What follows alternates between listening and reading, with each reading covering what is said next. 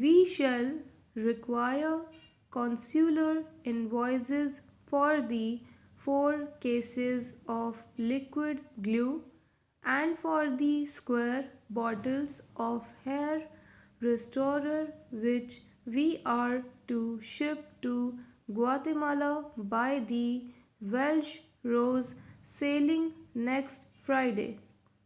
Please ask Mr. Wheeler or Mr. Weldon to see to this. Meanwhile, as we are the insurers, see to the policy as soon as possible.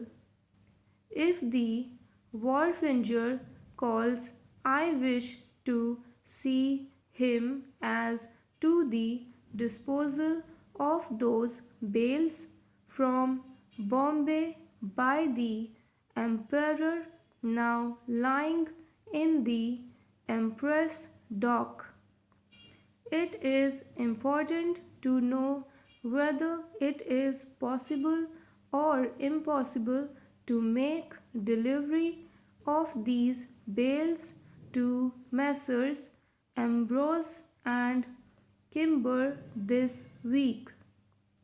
I am relying implicitly upon you two dealing quickly with the mails for the Southampton boat tomorrow.